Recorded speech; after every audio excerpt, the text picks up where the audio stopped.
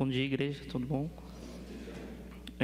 Agradeço o convite do pastor Jefferson para pregar. Não é a primeira vez que eu venho a esta igreja para pregar neste púlpito, mas da outra vez a gente estava virado para lá, era com o pastor Júlio, e foi bem desafiador também, assim como hoje.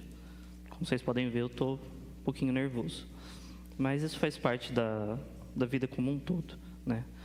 E dando continuidade, hoje é com muita alegria, porque da outra vez que eu preguei, eu fui convidado justamente em agosto, que é o mês da Juventude Batista, né, da Juventude e da Adolescência Batista, e hoje principalmente é o dia do adolescente batista, e eu vejo que tem adolescentes se batizando, adolescentes servindo na igreja, e é com muita alegria que eu vejo isso.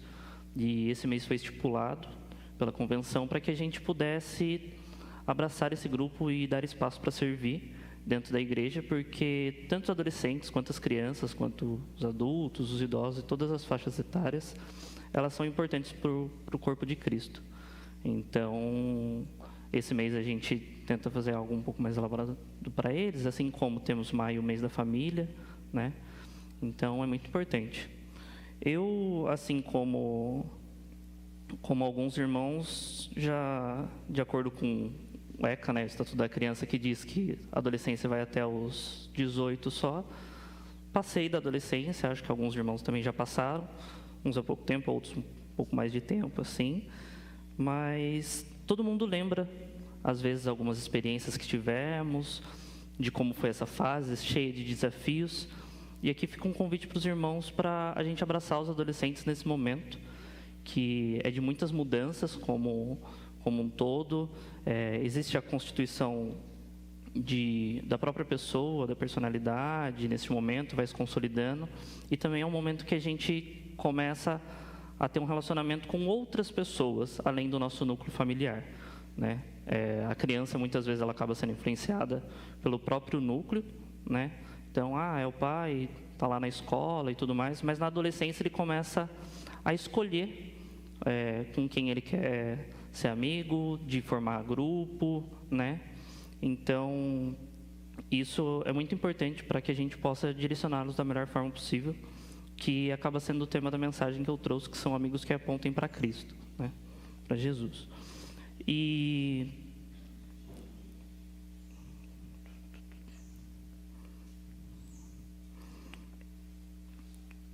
como texto base, eu quero trazer um texto de Filemon, que trata de um relacionamento de 3 pessoas, que são Onésimo, Filemon e o próprio apóstolo Paulo. Por que eu escolhi essa carta em específico? Foi pelo motivo principal da mensagem, que é apontando para Cristo. Paulo tem uma conduta muito importante que é ideal a gente tentar trazer, mesmo que os nossos corações às vezes nos guiem para outros caminhos. Entendeu? Então, eu vou ler o texto de forma corrida, e depois eu vou destacar dois versículos. Tá? Então, estou lendo. Eu, Paulo, prisioneiro de Cristo Jesus, escrevo esta carta, junto com nosso irmão Timóteo, a Filemon, nosso amado colaborador, a irmã Áfia, a Arquipo, nosso companheiro de luta, e a igreja que se reúne em sua casa. Que Deus, nosso Pai, nosso Senhor Jesus Cristo, lhes dê graça e paz. Sempre dou graças a meu Deus, por você em minhas orações, pois ouço com frequência de sua fé no Senhor Jesus e de seu amor por todo o povo santo. Oro para que você ponha em prática a comunhão que vem da fé, e à medida que entender a experimentar todas as coisas boas que temos em Cristo. Seu amor, meu irmão, tem me dado muita alegria e conforto, pois sua bondade tem revigorado o coração do povo santo. Por isso, ainda que pudesse exigir em Cristo que você faça o que é certo, prefiro pedir com base no amor. Eu, Paulo, já venho e agora prisioneiro de Cristo Jesus. Suplico que demonstre bondade ao meu filho Onésimo. Tornei-me pai dele na fé quando ainda estava na prisão. Onésimo não lhe foi de muita utilidade no passado, mas agora é muito útil para nós dois. Eu o envio de volta a você, e com ele vai meu próprio coração. Gostaria de mantê-lo aqui comigo, enquanto estou preso por anunciar as boas novas. Assim ele me ajudaria em seu lugar. Mas eu nada quis fazer sem o seu consentimento. Meu desejo era que você pudesse dar de boa vontade e não por obrigação. Ao que parece, você perdeu Onésimo por algum tempo, para ganhá-lo de volta para sempre. Ele já não é um escravo para você, é mais do que um escravo, é um irmão amado e especialmente para mim. Agora, ele será muito mais importante para você como pessoa e como irmão no Senhor. Portanto, se você considera seu companheiro na fé, se você me considera seu companheiro na fé, receba-o como receberia a mim. Se ele prejudicou de alguma forma, ou se lhe deve algo, cobre de mim. Eu, Paulo, escrevo de próprio punho, eu pagarei, e não mencionarei que você me deve sua própria vida. Sim, meu irmão, faça-o essa gentileza no Senhor. Reanima o meu coração em Cristo. Escreva esta carta certo de que você fará o que lhe peço, e até mais. Por favor, prepare um quarto para mim, pois espero que minhas orações sejam respondidas, e eu possa voltar a visitá-lo em breve. Epáfras, meu companheiro de prisão em Cristo Jesus, manda lembranças. Marcos, Aristarco, Demas e Lucas, meus colaboradores, também enviam saudações. Graça e paz do nosso Senhor Jesus Cristo esteja com o espírito de vocês.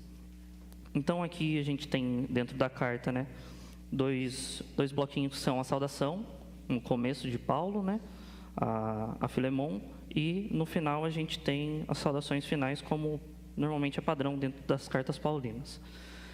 E depois a gente aqui vê como Paulo tem se alegrado pela vida de Filemon, por ele ter colaborado sempre no reino, por receber dentro da sua casa a igreja, né, como a gente sabe, estuda dentro da EBD, eram igrejas, a gente ainda não tinha os tempos como a gente se reúne hoje. E Filemon era uma pessoa que demonstrava o amor de Cristo para com essas pessoas e colaborava de forma efetiva para o reino, né?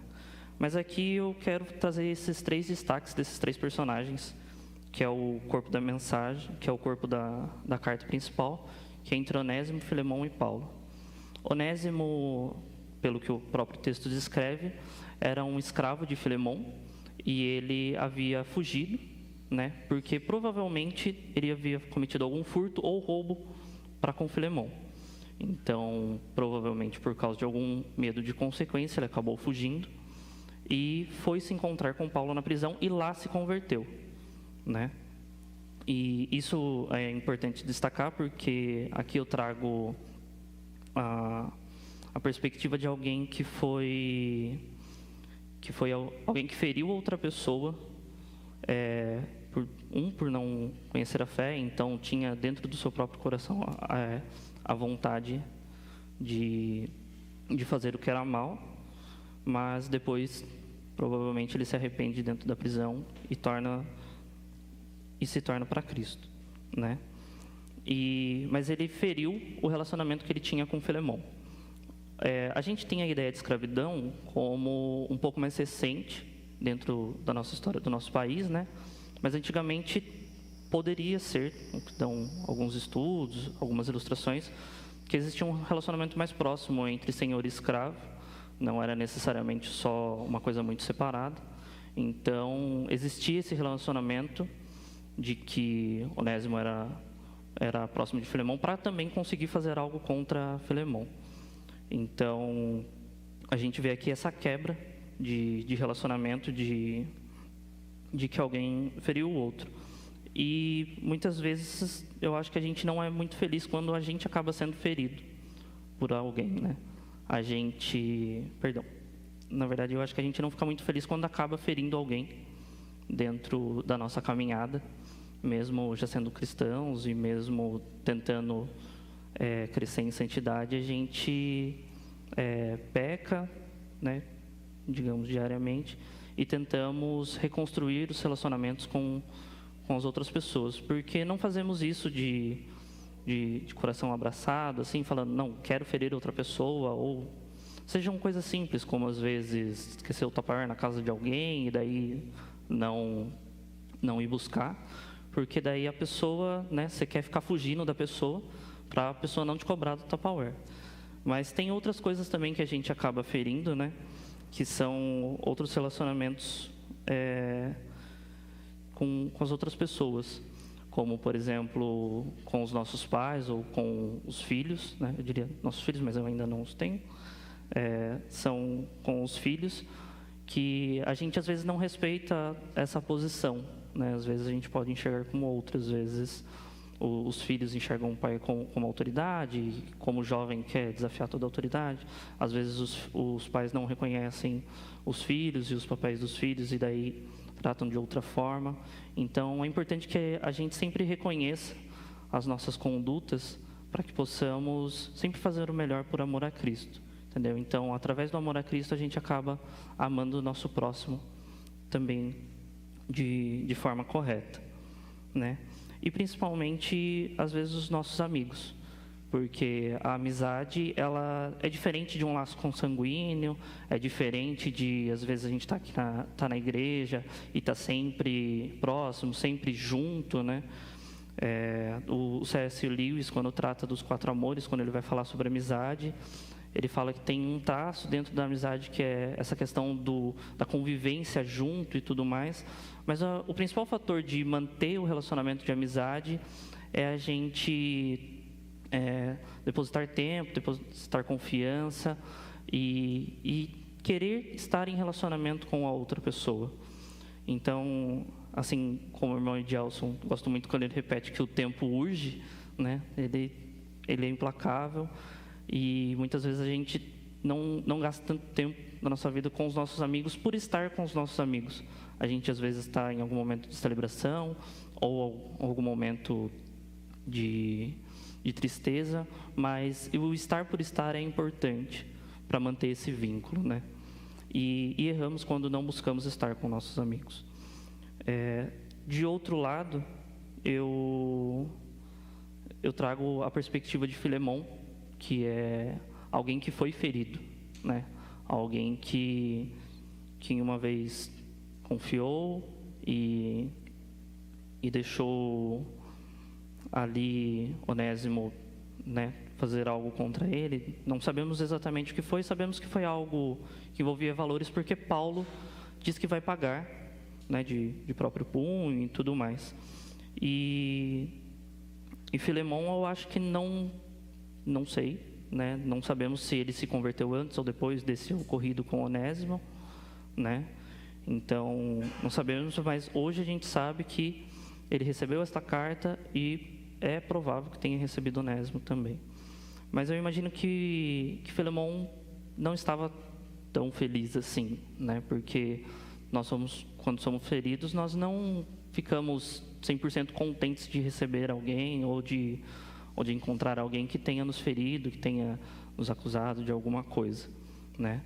E trazendo a perspectiva da amizade, às vezes a gente tem pessoas próximas que foram feridas por outras, às vezes a gente está ferido e busca num conselho amigo alguma orientação, mas é muito importante a gente sondar o nosso coração para que possamos fazer aquilo o que a Bíblia diz e o que a Bíblia manda, não só ser guiados pelos nossos corações, porque o nosso coração, ele é enganoso, né? A gente, às vezes, quer buscar dar um bom conselho, quer buscar dar uma orientação, mas a gente pode acabar errando por confiar na nossa própria justiça.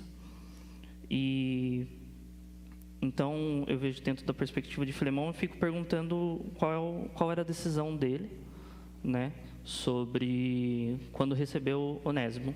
Fico me perguntando se a carta chegou antes, se a carta chegou depois de Onésimo, ou se a carta chegou junto com Onésimo, que provavelmente foi um momento difícil, assim, de decisão. Porque Paulo, ele descreve dentro da carta que ele gostaria que fizesse isso por amor e não por obrigação. Às vezes a gente, pela correria do mundo, por crescermos em um ambiente hoje em dia que a gente não gosta que haja injustiça, não somos um país, de certa forma, que tem tipos de agressões como forma de justiça, igual a gente vê em outros países, né?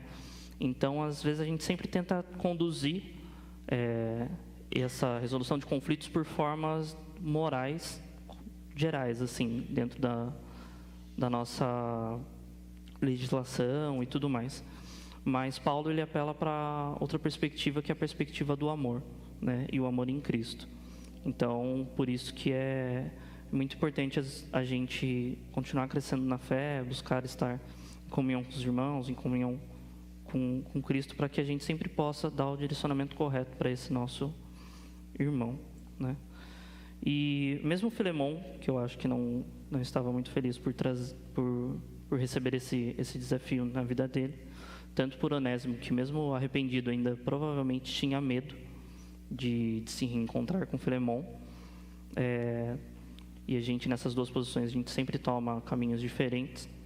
Graças a Deus a gente tem Paulo, que busca a reconciliação. E Paulo, ele estava lá na prisão, né, trabalhando, e encontra Onésimo, prega para ele, Onésimo se converte, provavelmente Onésimo conta da história de Filemon, e daí Paulo fala, conheço esse cara, vou escrever uma carta aqui, entendeu? E daí vamos tentar resolver essa forma da melhor forma possível. Mas assim, né, Paulo, ele várias vezes não apela para o lado do apostolado, por lado de eu sou alguém que você, né, tipo, corresponde na fé, então por favor faça isso porque você sabe o que é justo, né? Paulo, ele apela para o amor em Cristo. E Paulo, ele também reconhece a questão dos relacionamentos e ele respeita os passos dos relacionamentos. Porque mesmo Paulo, entendendo que Onésimo era importante para o reino, estando dentro da prisão, ele ainda entendia que Onésimo pertencia a Filemon. E por causa disso, Paulo escreve a carta e devolve a Filemon, solicitando provavelmente autorização para que Onésimo voltasse ao trabalho do reino, ou também trabalhasse de lá. Não temos essa orientação. Então, essa é a parte que Paulo bate mais na tecla e que a gente também tem que respeitar, né? A gente faz as coisas por amor a Cristo, a gente tem a comunhão e a reconciliação de preferência com todos, mas a gente também respeita os passos dos relacionamentos das outras pessoas, porque por mais que a gente faça uma intermediação, a gente não está necessariamente no lugar das outras pessoas. A gente não sabe o quanto profundo foi o ferimento da outra pessoa, a gente não sabe as motivações da agressão das outras pessoas, porque a gente mesmo vê que muitas vezes a gente pode ferir outra pessoa e nem mesmo saber que feriu. Então, é muito importante a gente procurar, se foi ferido, orientar o irmão e expressar para ele, não gostei do que aconteceu, isso me feriu, e buscar o perdão dentro do nosso relacionamento. Porque se o perdão não vem das duas pessoas, assim, às vezes realmente o perdão não vem, assim, porque foi o conflito entre as próprias duas pessoas. Por mais que a gente tente fazer intermediação, por mais que a gente tenta, como amigos, conduzir, é importante a gente respeitar o tempo e conduzir da melhor forma possível. Isso só vem com o crescimento na fé, com a questão da IBD, do se expor também, né? Então, estar em relacionamento para algumas pessoas pode ser complicado. Buscar o relacionamento, por isso que eu falei antes de buscar essa questão da amizade, ela pode ser complicado, porque daí, por outras motivações do passado, já não tem. Isso daí a psicologia fala diretamente, que a gente vai crescendo e vai aprendendo com outras, a gente às vezes replica comportamentos e tudo mais. Então, quando a gente se expõe a buscar uma amizade, a gente também está se propondo, não se propondo, né? Vamos acabar ferindo as outras pessoas pelas expectativas dela e a vida como um todo, e também vamos ser feridos, e daí temos que aprender a perdoar e a seguir a caminhada na fé, né? E o que eu vejo aqui dentro da igreja é que a gente tem conseguido crescer no amor de Cristo, né? Como acho que nos últimos 3 meses alguma coisa o pastor tem pregado bastante. Eu lembro da pregação sobre Tessalonicenses, 1 Tessalonicenses 4, que foi quando ele falou do aperfeiçoamento no amor. Então, o aperfeiçoamento no amor dentro dos relacionamentos, ele traz um desses desafios, que é o perdão e o perdoar, né? E aqui eu deixo uma última reflexão de Colossenses 3, 12 a 17, que também é outra forma que são os passos do crescimento na fé.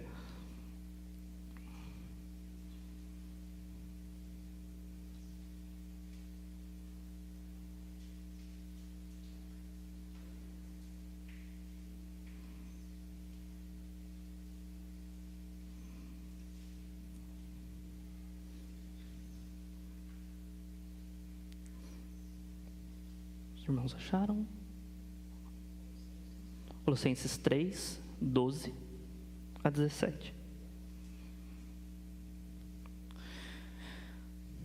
Estou lendo. Visto que Deus os escolheu para ser seu povo santo e amado, revistas de compaixão, bondade, humildade, mansidão e paciência. Sejam compreensivos uns com os outros e perdoe quem os ofender. Lembre-se de que o Senhor os perdoou, de modo que vocês também devem perdoar. Acima de tudo, revistam-se no amor, que une todos nós em perfeita harmonia. Permitam que a paz de Cristo governe o seu coração, pois como membros de um mesmo corpo, vocês são chamados a viver em paz, e sejam sempre agradecidos. Que a mensagem a respeito de Cristo em toda a sua riqueza preencha a vida de vocês. Ensinem e aconselhem uns aos outros com toda a sabedoria. Cantem a Deus salmos, hinos e cânticos espirituais com um coração agradecido.